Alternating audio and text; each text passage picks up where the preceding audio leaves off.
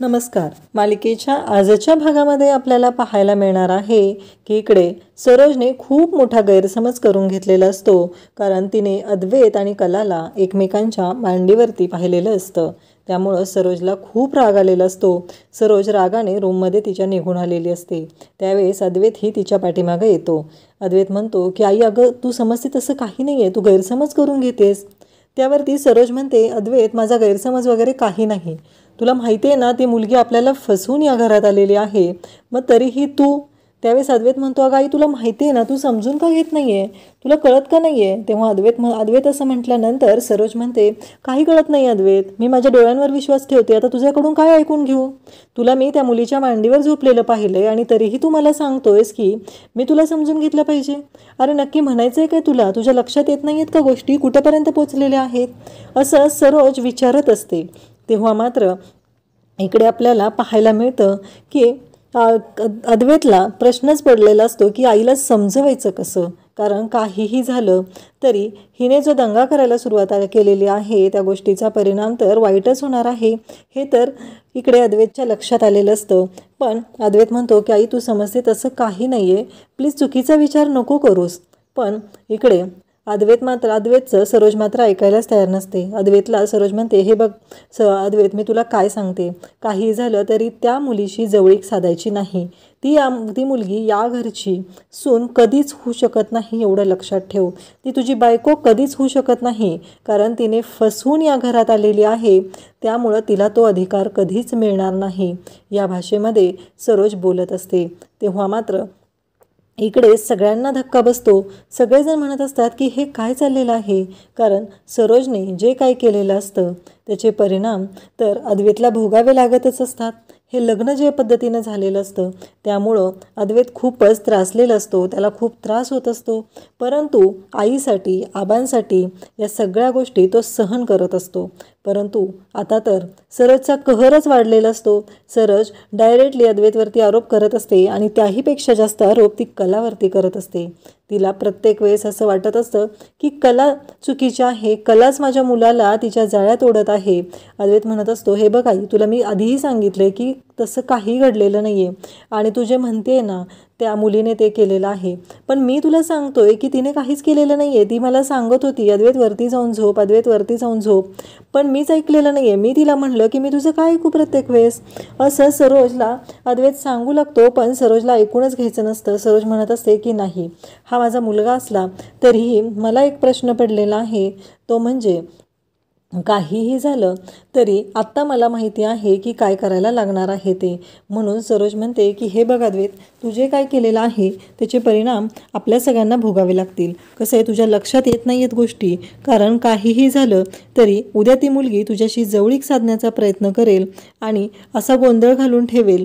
काहीही झालं तरी एक गोष्ट लक्षात ठेव, उद्या जर त्या मुलीनं तुझ्यावरती काही आरोप केले तर खूप अवघड होणार आहे. त्यामुळं विचार कर की नक्की काय करावं लागेल, कारण आता गोष्टी खूप पुढं चाललेल्या आहेत. असं बोलून सरोज तिथून निघून जाते. कला आता हॉलमध्ये आलेली असते. सरोज बाहेर येते आणि सरोजने आधीच ठरवलेलं असतं, तिने एक चिठ्ठी लिहून ठेवलेली असते आणि त्या चिठ्ठीमध्ये खूपच भलतंसलतं लिहिलेलं असतं, मी कला दिनकर खरे, माझं अद्वैत प्रदीप चांदेकर बरोबर लग्न झालेलं आहे. मी त्याला फसवून त्याच्याशी लग्न केलेलं आहे. त्यामुळं यापुढे कधीही अद्वैत चांदेकरने माझ्याशी जवळीक साधण्याचा प्रयत्न केला तर मी त्याला विरोध करेल, मी त्याच्या जवळपासही जाणार नाही. अशा बऱ्याच गोष्टी त्यात लिहिलेल्या असतात. आणि हे सगळं जेव्हा कला पाहते तेव्हा कलाला धक्का बसतो आणि सरोज येते आणि तिला सांगू लागते की आत्ताच्या आत्ता या पेपरवरती सह्या करायच्या आहेत. तेव्हा कलाला धक्का बसतो. कला म्हणते, काय बोलताय तुम्ही, हे कसले पेपर आहेत आणि का करू मी त्याच्यावरती सह्या. कला डायरेक्टली विरोध करायला सुरुवात करते. म्हणते, आत्तापर्यंत माझ्या आईवडिलांनी माझ्यावरती संस्कार केलेले होते म्हणून मी शांत होते. मी काही बोलत नाही त्याचा अर्थ असा नाही की तुम्ही तुमच्या मनाला येईल तसं वागाल. आत्ता तुम्ही माझ्या चारित्र्याचा अपमान करत आहात, माझ्या चारित्र्यावरती संशय घेत आहात. तुम्हाला मी तशी मुलगी वाटली का. माझ्या आईवडिलांनी माझ्यावरती असे संस्कार केलेले नाहीत की श्रीमंत मुलांना फसवायचं, त्यांना जाळ्यात ओढायचं आणि त्यांचा पैसा लुबाडायचा. या गोष्टी माझ्याबाबत कधीच होणार नाहीत. आणि हे मी सहन करणार नाही या भाषेमध्ये कला बोलत असते. कारण त्यात लिहिलेलंच तसं असतं की अद्वैतने जर माझ्याशी जवळीक साधण्याचा प्रसंग आला तर मी त्याच्यापासून स्वतःला दूर लोटेल, मी त्याच्यापासून स्वतःहून दूर जाईल, हे सगळं त्याच्यामध्ये लिहिलेलं असतं. त्यामुळं आता इकडे अद्वैतला ही गोष्ट माहिती नसते जी सरोजने केलेली असते आणि त्यामुळं आता ते सगळं कलाला सहन करावं लागत असतं. त्याहीपेक्षा ही गोष्ट तिथं घडते ती म्हणजे कला एवढी मोठमोठ्याने बोलत असते त्या आवाजाने. आबा बाहेर येतात. आबांना कळत नसतं की सुनबाईंना नक्की झालेलं काय आहे, कारण आजपर्यंत कलाला या आवाजात बोलताना त्यांनी कधी ऐकलेलं नव्हतं. पण आज असं काय घडलेलं आहे म्हणून आबा बाहेर येतात आणि पाहतात तर काय, त्यांना धक्का बसतो. सरोज आणि कला या दोघींमध्ये वाद चाललेला असतो आणि कला म्हणत असते की तुम्ही ही चिठ्ठी लिहिलेली आहे ना, आत्ताच्या आत्ता मी आबांना नेऊन दाखवणार आहे ही चिठ्ठी, आबांना सांगणार आहे की तुम्ही काय केलेलं आहे, कोणत्या खालच्या पातळीला तुम्ही जाऊ शकता, ही गोष्ट आबांना कळलीच पाहिजे असं कला बोलत असते. त्यानंतर इकडे सरोजला मात्र खूप मोठा धक्का बसतो. सरोज म्हणते नाही, ती चिठ्ठी तू आबांना दाखवायचीच नाही. तेवढ्यात आबा तिथे येतात आणि कलाच्या हातातून ती चिठ्ठी घेतात आणि म्हणतात काय चाललंय हे, आणि आबा ती चिठ्ठी वाचतात आणि म्हणतात की सरोज, एवढ्या खालच्या पातळीला तू जाशील असं मला वाटलं नव्हतं कधी, पण तू तर खूपच खालची पातळी गाठलेली आहे. नाही, इतके दिवस मी रोहिणीला समजत होतो, रोहिणीने मर्यादा सोडलेल्या आहेत, पण आज तर तूही मर्यादा सोडलेल्या आहेत. रोहिणीपेक्षा खालच्या पातळीला तू गेलेली आहेस. आता सरोजची तुलना जेव्हा रोहिणीशी होते तेव्हा मात्र सरोजला आणखीनच राग येऊ लागतो. सरोजला कळत नसतं की आता मी काय करू, हे सगळं काय होऊन बसलं, आबांपर्यंत हे जायला नको होतं. या मुलीने कांगावा केला आणि या गोष्टी आबांपर्यंत पोचलेल्या आहेत, ही गोष्ट आता सरोजच्या लक्षात येते. त्यानंतर आपल्याला पाहायला मिळतं की सरोज खूप चिडलेली असते. सरोज म्हणत असते की हिने काल काय केले माहिती आहे का. तेवढ्यात अद्वैत तिथे येतो आणि अद्वैत आला की आबा विचारतात अद्वैत काय चाललंय, हे तुझ्या आईनं काय केले बघितलंस का. तेव्हा अद्वैत म्हणतो काय झालं आबा, मला नाही माहिती. असं म्हटल्याबरोबर आबा म्हणतात हे बघ, आणि अद्वैत ती चिठ्ठी वाचू लागतो. त्या चिठ्ठीमध्ये जे लिहिलेलं असतं ते पाहून अद्वैतला धक्का बसतो.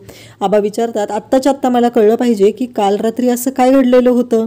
तेव्हा आबांनी असं विचारल्यानंतर अद्वैत सांगू लागतो की इथे आम्ही काल हॉलमध्ये झोपलेलो, कारण तुम्ही ओरडलेला आणि मग हिने रागाने खाली आलेली, कारण तुमचं आणि माझं सकाळी जे झालेलं होतं त्याच्यामुळं मी हिच्यावरती दुपारी खूप चिडचिड केलेली, ह्या खरेला खूप बोललेलो होतो. त्यामुळं खरे म्हणाली होती की आता मी आजपासून तुझ्या रूममध्ये झोपणार नाही, मी हॉलमध्ये जाऊन झोपणार आहे, असं म्हणत खरे खाली येऊन झोपली होती असं आबांना अद्वैत सांगतो.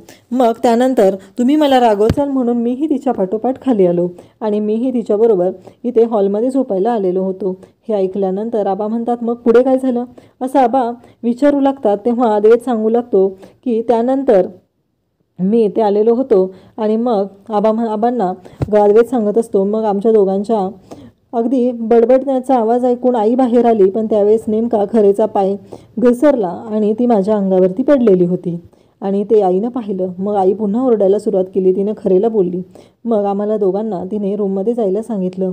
आम्ही रूममध्ये गेलो आणि त्यानंतर झोप येत नव्हती. मग खरेने पेपरमधलं कोडं सोडवायला घेतलं आणि ते पेपरमधलं कोडं सोडवताना मग आमच्या दोघांच्या लक्षात आलं की आता मला वाटलं की मी पण तिच्याबरोबर जाऊन कोडं सोडवायचं, कारण मलाही झोप येत नव्हती. मग मी तिच्यासोबत कोडं सोडवण्यासाठी गेलो, परंतु तिथे गेल्यानंतर मग आम्ही दोघांनी कोडं सोडवत होतो आणि मला दिवसभराच्या थकव्यामुळे झोप आली आणि मग मी तिथे झोपायला लागलेलो होतो. तर खरेनं मला सांगितलं की अद्वैत चांदेकर वरती जाऊन झोप, चांदेकर वरती जाऊन झोप, पण मी मात्र ऐकायला तयार नव्हतो. मी तिला म्हणत होतो की नाही, मी का तुझं प्रत्येक वेळेस ऐकायचं आहे, असं म्हणत मी तसाच तिथे झोपी गेलो. आणि जेव्हा सकाळी आई रूममध्ये आली आणि आईनं आम्हाला पुन्हा त्या अवस्थेत पाहिलं तेव्हा आईने ओरडायला सुरुवात केली असं अद्वैत सांगतो. तेव्हा इकडे सरोजला आबा बोलू लागतात बघितलंस ना, नाही चूक कोणाची होती लक्षात आलं का, तुझ्या मुलाचीच चूक आहे आणि तू सगळा दोष तुझ्या सुनेला देत आहे. नाही, इथे तर अद्वैतची चूक आहे ना, हे लक्षात आलं ना तुझ्या. मग आता अद्वैतकडनं तू लिहून घेतलं पाहिजे हे सगळं, नाही कलाकडूनच का लिहून घ्यायचं प्रत्येक वेळेस, ते सांग ना मला, असं म्हणत आबा इकडे सरोजला बोलत असतात. तेव्हा इकडे सरोजला धक्का बसतो. सरोज म्हणते की हे सगळं काय होऊन बसलेलं आहे, मला काय करायचं होतं आणि हे सगळं कुठल्या पातळीला गेलेलं आहे, हा प्रश्न इकडे आता सरोजला पडलेला असतो. त्यावेळेस आबा म्हणतात की आता बोल ना, घे तुझ्या मुलाकडून लिहून. तेव्हा सरोजचं ती चिठ्ठी बघून अद्वैतला पण राग आलेला असतो. अद्वैत म्हणतो, आई हे काय केलंस तू? मला असं नव्हतं वाटलं. तुझा माझ्यावरती विश्वास नाही आहे का? तेव्हा कला म्हणते, हो, त्यांच्या संस्कारांवरती पण विश्वास नाही आहे, म्हणून त्यांना असं वाटतं की प्रत्येक वेळेस आपल्या दोघांमध्ये काहीतरी घडत आहे, तू माझ्या जवळ येत आहे किंवा मी तुला जवळ ओढण्याचा प्रयत्न करत आहे. आणि जेव्हा कला आता सरोजच्या संस्कारांवरती संशय घेते, बोट दाखवते, तेव्हा मात्र कलाला खूप राग येतो. कला म्हणते, तू संस्कारांबद्दल तर बोलूच नको. तेव्हा कला म्हणते, माझ्या आईबापांनी असे संस्कार तर नाहीत केलेले ना, त्यामुळं विचार करा. तुम्हीच तुमच्या मुलावरती संशय घेताय, मी तर काहीच बोलत नाही आहे. तुम्ही जे केलेलं आहे ते फक्त मी तुम्हाला सांगितलेलं आहे. या भाषेमध्ये कला सरोजला बोलते. तेव्हा आबा म्हणतात की बस झालं सरोज, आणि तो कागद आहे तो फाडून टाकतात. त्यानंतर आबा सरोजला जायला सांगतात. कला आणि अद्वैतला म्हणतात की मला तुमच्याशी खूप महत्त्वाच्या विषयावरती बोलायचं आहे, आणि मग त्या दोघांना बोलवून घेतात. आबांनी बोलवलेलं आहे म्हणून अद्वैत आणि कला आबांकडे जातात. तेव्हा आबा त्यांना विचारू लागतात. अद्वैतला म्हणतात की अद्वैत, मला तुझ्याकडून वचन हवं आहे. तेव्हा अद्वैत म्हणतो, काय झालं आबा, आज अचानक असं का बोलताय?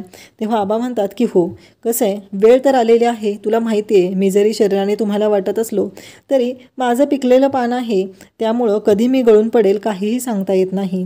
तेव्हा आबांना अद्वैत आणि कला म्हणतात, आबा असं काय बोलताय तुम्ही, असं नका ना बोलू. त्यावेळेस आबा म्हणतात, अरे जे खरं आहे ते बोलतोय ना, चुकीचं काय बोलतोय मी? त्यावेळेस अद्वैत आणि कला म्हणतात, आबा प्लीज असं नका ना बोलू, तुम्ही आम्हाला हवे आहात. तर आबा म्हणतात, ते जाऊ दे, मला तुमच्याशी महत्त्वाचं बोलायचं आहे. मला तुमच्याकडून वचन हवं आहे. मला तुमच्याकडून असं एक वचन हवं आहे ते तुम्ही दोघांनी मला द्यायचं आहे. त्यावेळेस लगेचच इकडे अद्वैत आणि कला म्हणतात, काय झालं आबा, कसलं वचन? आबा म्हणतात की ते मी आत्ता सांगणार नाही. असं म्हटल्यानंतर अद्वैतला म्हणतात की अद्वैत मला वचन दे. तेव्हा अद्वैत म्हणतो की आबा हा दिलं, मी तुम्हाला कधीही वचन देऊ शकतो. आणि अद्वैतने लगेच आबांना वचन दिलेलं असतं. आबांना त्याने विचारलेलंही नसतं की नक्की आबांनी त्याला कोणतं वचन मागितलेलं आहे. त्याने कसलाही विचार न करता इकडे आबांना वचन दिलेलं असतं. आणि कलाला आबा म्हणतात की तू नाहीच का देणार? तेव्हा कला म्हणते की आबा मी तुम्हाला वचन देईल, पण तुम्ही अशा वचनात मला अडकवू नका ना जे मी पूर्ण करू शकणार नाही. तेव्हा आबा म्हणतात, त्याची काळजी करू नकोस, कारण तसं वचन मी तुझ्याकडून घेणारच नाही. असं म्हटल्यानंतर कला म्हणते की चालेल आबा. मग कला पण आबांना वचन देते. आता सगळ्यांना आबा बोलवून घेतात. आबा म्हणतात की आता मी सगळ्यांच्या समोर सांगणार आहे की तुम्हाला दोघांना तुमच्या दोघांकडून मी कोणतं वचन घेतलेलं आहे. आणि आबा सगळ्यांना बोलवतात. सगळेजण तिथं आलेले असतात. श्रीकांत असतो, त्याचबरोबर रजनी असते, सर्वजण तिथं आलेले असतात. आणि मग आबा बोलायला सुरुवात करतात. डायनिंग टेबलवरती सगळेजण असतात आणि आबा सरोजची मात्र वाट बघत नाहीत, कारण सरोज आल्यानंतर हे दोघं जण अफर्ड होणार, अद्वैत बोलू शकणार नाही, ही गोष्ट आबांना चांगलीच माहिती असते. त्यामुळं आबा काहीच बोलत नाहीत. आणि त्यानंतर इकडे आपल्याला पाहायला मिळतं की आबा म्हणतात की अद्वैत आणि कला, तुम्ही दोघांनी या घराला वारस द्यायचं आहे, कारण काहीही झालं तरी रोहिणीचं जे नातवंड येणार आहे ते चांदेकर नसल्यामुळं ते चांदेकरांचा वारस होऊ शकत नाही. आणि आता तुम्हाला चांदेकरांना वारस द्यायचा आहे.